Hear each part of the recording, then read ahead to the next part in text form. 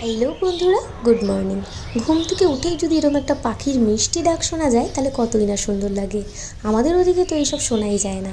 বিয়ের দিন সকাল সকাল ঘুম থেকে উঠে স্নান টান করে রেডি হয়ে নিয়েছিলাম, কারণ আমার খুব ইচ্ছে ছিল মামার বিয়েতে সব নিয়মকানুন দেখতে পারিনি বলে এই বাড়িতে কিন্তু অবশ্যই নিয়মকানুন দেখবো আর তোমাদের সাথে শেয়ার করব।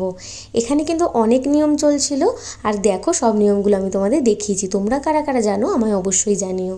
আর গ্রামের দিকের বিয়েবাড়িতেগুলো কিন্তু নিয়মকানুন একটু আলাদাই হয়।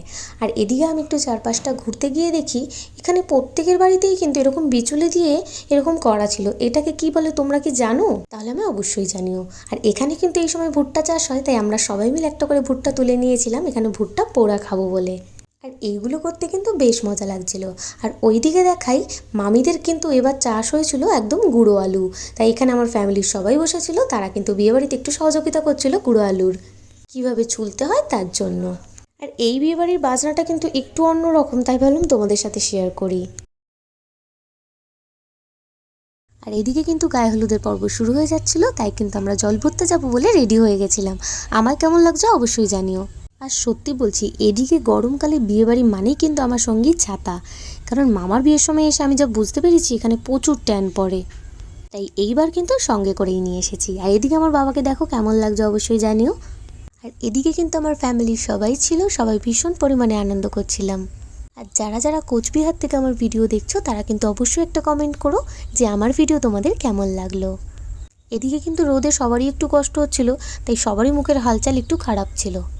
আর গরমে এতটাই কষ্ট হচ্ছিল যে আমার দিদি নিজের ছেলের জলের বোতল থেকে জল খাওয়া শুরু করে দিয়েছিল।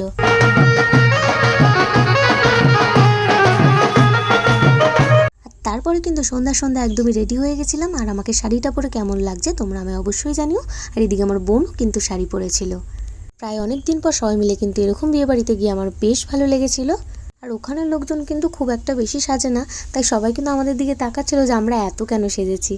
তবে যাই হোক, বিয়েবাড়ি মানেই কিন্তু আমাদের মেয়েদের সুন্দর সুন্দর সাজগোজ আর সুন্দর সুন্দর ফটো তোলা। তবে এখানে বিয়েবাড়ির মধ্যে একটু নিয়মকানুন আলাদা দেখলাম, কারণ এখানে দেখলাম যে বর সাত পাকে ঘোরার সাথে সাথে কিন্তু সবাই নাচতে নাচতে ঘুরছে, তাই ভাবলাম তোমাদের সাথে একটু শেয়ার করি। আর এই গ্রামের দিকের বিয়েবাড়িগুলোতে কিন্তু সবাই একটু তাড়াতাড়ি খাওয়া দাওয়া করে ঘুমিয়ে পড়ে, আমাদের মতন এতটাও রাত হয় না। তাই আমার ভিডিওটা কেমন লাগলো আমি অবশ্যই জানিও। আর তোমরা কারা কারা এরকমভাবে বিয়েবাড়ি গেছো আমাকে অবশ্যই কমেন্ট করো। তো চলো টাটা, নেক্সট ভিডিওতে দেখা হচ্ছে।